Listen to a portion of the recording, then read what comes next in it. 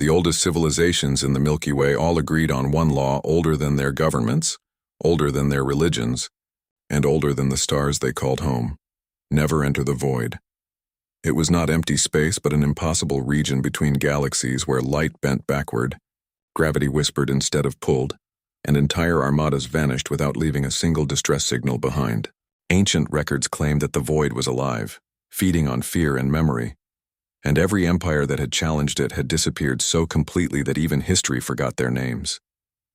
For nearly 10 million years, the Galactic Accord surrounded the edge of the void with automated warning beacons written in 12,000 languages, each carrying the same desperate message: turn back, nothing lives here. Then, one ordinary cycle, every beacon went silent at exactly the same moment. Across hundreds of worlds, telescopes detected a single object emerging from the endless darkness, moving with impossible precision toward civilized space. It was not an alien dreadnought or an ancient machine. It was a weathered human exploration vessel, bearing scars older than most galactic civilizations. Its engines burned with blue fire no known physics could explain, and painted across its battered hull were 3 simple words: Earth Expedition 1. Panic spread through the Senate as fleets assembled around the mysterious craft, expecting an invasion from whatever horror had consumed humanity. Instead, a calm human captain with silver hair and eyes that reflected the stars opened a communication channel and smiled politely. "Permission to dock," he asked. "We've been away for about 12,000 years." Silence followed. The oldest alien historians insisted this had to be impossible, because humanity had only joined the galaxy 2 centuries earlier. But the ship's records revealed a truth that shattered everything the galaxy believed about its own history. Earth had never evolved inside the Milky Way. Humanity's ancestors had been born within the void itself, on a world hidden inside an impossible pocket of reality, where space folded like oceans and time flowed like tides. There, children learned to navigate gravitational storms before they learned to walk. Cities survived by predicting dimensional fractures, and every generation faced creatures made of living darkness that hunted by sensing fear. To survive, humans had become fearless not because they lacked fear, but because fear was something they mastered from birth. Their first tools were forged from the crystalline remains of void predators. Their first spacecraft sailed currents that would tear any conventional vessel apart, and their first lessons taught that the universe rewarded courage more than caution. Long before the first alien empire built a telescope, humanity had already charted impossible routes through the darkness. Then, after discovering the safer galaxies beyond the void, a great migration began. One colony ship eventually reached a quiet blue planet, orbiting an ordinary yellow star. Its passengers chose to erase their origins so their descendants could grow without the endless wars against the darkness. They named their new home Earth and intentionally allowed history to become legend. Millennia later, when modern humanity finally reached the stars again, they believed themselves to be a young species taking its first steps into a vast universe, never realizing they were returning home. The captain explained that his expedition had remained inside the void because something far worse than empty space had awakened, an intelligence older than the birth of galaxies, that had finally begun moving towards civilized space. Every warning beacon had gone silent because they had been destroyed while buying the galaxy precious time. The alien admirals laughed at first, convinced no force could threaten their combined fleets of millions of warships. Their confidence lasted exactly 3 hours. Sensors across the galactic frontier detected entire star systems vanishing into absolute darkness. Suns simply blinked out as if someone had erased them from existence. Refugee ships arrived carrying survivors who spoke of shadows larger than planets, swallowing fleets without firing a single weapon. Ancient civilizations that had ruled for millions of years collapsed in days. And for the first time in recorded history, every alien empire looked not toward its own admirals or emperors for salvation, but toward the quiet human captain whose people had been born in the one place every other species feared even to name. This opening naturally leads into a full epic HFY story about humanity's forgotten origins, the true nature of the void, and the galaxy's fight for survival. The Galactic Council refused to believe the captain's warning until the Frontier Surveillance Network transmitted its final recording. Billions across the galaxy watched as an entire defense armada, powerful enough to conquer dozens of civilizations, formed a perfect battle line before the expanding darkness. Thousands of antimatter lances, stellar rail cannons, and quantum singularity missiles struck the shadow with enough force to crack moons apart. Yet every weapon simply disappeared into the black mass without producing even the faintest flash of light. Moments later, the darkness answered, not with explosions, but with silence. One by one, the warships ceased to exist, their hulls dissolving into drifting particles before vanishing completely, leaving empty space where millions of lives had stood only seconds before. Panic erupted across every empire. Emergency evacuations began as governments abandoned centuries of rivalry and pleaded with humanity for guidance. The human captain, Elias Mercer, watched the recordings without surprise, only sadness. "They're called the Eclipsed," he said quietly. "They're not invaders. They're survivors." Confused murmurs spread through the council chamber as he explained that billions of years earlier, the universe had been far older and far brighter than anyone imagined. When the first galaxies were born, another intelligent civilization had existed within the void itself. They sought immortality by merging their consciousness into living darkness, believing they could outlast time. Instead, they became an endless hunger that consumed stars, memories, and entire civilizations to sustain itself. Humanity had not defeated them in ancient times. Humanity had merely learned how to survive alongside them. Every child born in the void was taught the oldest lesson of their species. Never fight the darkness with hatred because hatred feeds it. Fight with courage, discipline, and hope, for those were the only things the Eclipsed could never consume.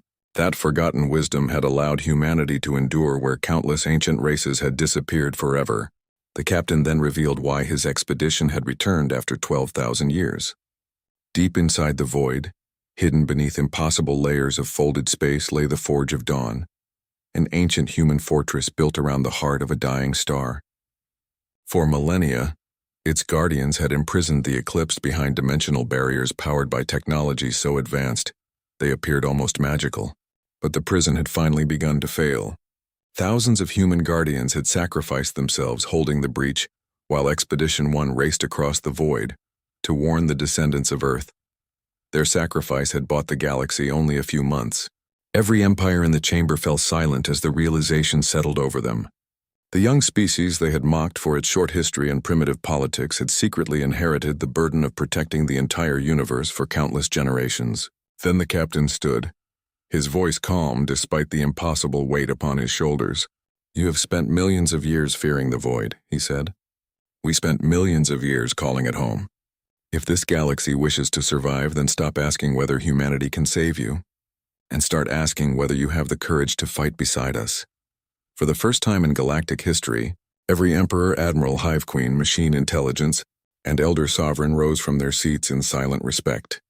Not for Earth's military power, but for the species that had carried the universe's greatest burden alone since before history itself had begun. Within hours, the galaxy transformed from a collection of competing empires into a single desperate alliance. Ancient enemies dismantled their borders. Merchant guilds surrendered their fortunes to the war effort, and shipyards that had once produced luxury starliners began forging battleships day and night. Yet as impressive as the united fleets appeared, the humans regarded them as unprepared. Earth's engineers immediately took command of the largest construction docks, not to build more weapons, but to redesign every vessel from the inside out. Alien admirals were stunned as human technicians stripped away advanced automation and replaced it with manual overrides, redundant power systems, reinforced hull compartments, and psychological resilience chambers. "The void doesn't just attack ships," Commander Elias Mercer explained. "It attacks the minds of the crews inside them. A perfect machine fails the moment its operators lose hope." Human veterans then began training millions of alien soldiers in techniques no academy had ever taught: how to navigate without trusting their sensors, how to ignore impossible hallucinations, how to recognize whispers that sounded exactly like loved ones begging them to surrender, and how to keep fighting when reality itself appeared to collapse around them. Entire civilizations laughed at these lessons during the first week. By the second week, after training simulations drove even elite officers to tears and panic, no one laughed anymore. Meanwhile, deep inside the void, the Eclipsed continued their silent advance. Every star they consumed increased their strength. Entire nebulae dimmed as if the universe itself were holding its breath. Long-range probes captured impossible images of shadows wrapping around suns like living serpents, before extinguishing them forever. The Galactic Alliance expected humanity to reveal some mythical superweapon capable of ending the war in a single glorious battle. Instead, Mercer gathered the Allied commanders inside the command chamber of the ancient human flagship and projected a map unlike anything they had ever seen. Thousands of glowing lines stretched across the void, forming an intricate network between invisible locations. These, he said, are the beacon worlds. Our ancestors built them over 1 million years ago. They aren't fortresses, they're anchors. As long as they remain active, reality itself resists the eclipsed. But one by one, they've fallen silent. If the last beacon dies, the boundary separating normal space from the void will collapse forever. A horrified silence filled the room. The galaxy had assumed they were preparing for one final battle. Humanity revealed that the war had already been raging for ages, hidden beyond the reach of every telescope, and they had arrived not to start the fight, but because they were finally losing it. Before anyone could respond, every display aboard the flagship flickered. A transmission forced its way through channels no known technology should have been able to access. The bridge fell silent as a shape formed on the holographic screen.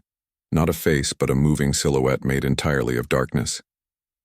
Its voice echoed inside every listener's mind instead of through the speakers. "Children of Earth," it whispered, "you have delayed the inevitable for 1 million years. Your guardians are dead, your beacons are dying. Surrender, and your galaxy will know peace." The alien officers froze in terror, unable to move as forgotten memories surfaced in their minds. Some saw lost parents. Others saw extinct homeworlds restored before their eyes. A few simply collapsed, unable to distinguish illusion from reality. Only the humans remained standing. Mercer calmly stepped toward the projection, his expression unchanged. "You're lying," he answered. "You always lie." The darkness rippled almost as if amused. "Then watch." Every star map aboard the flagship updated simultaneously. One final beacon world, the oldest and most powerful in existence, flashed red. Then it vanished. Across the galaxy, every sensor detected the same impossible phenomenon. The edge of the void no longer remained fixed. It began expanding toward inhabited space at the speed of light, swallowing entire sectors in a wave of absolute blackness.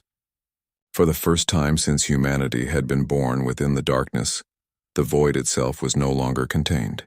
The final war had begun, not for planets, not for empires, but for the survival of reality itself.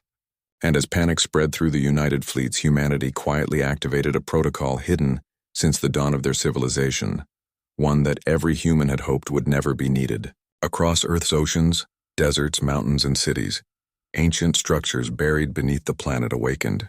The continents trembled as colossal rings of impossible metal rose from beneath the crust, surrounding the world like the frame of a forgotten machine. The aliens stared in disbelief as their scanners identified the impossible truth.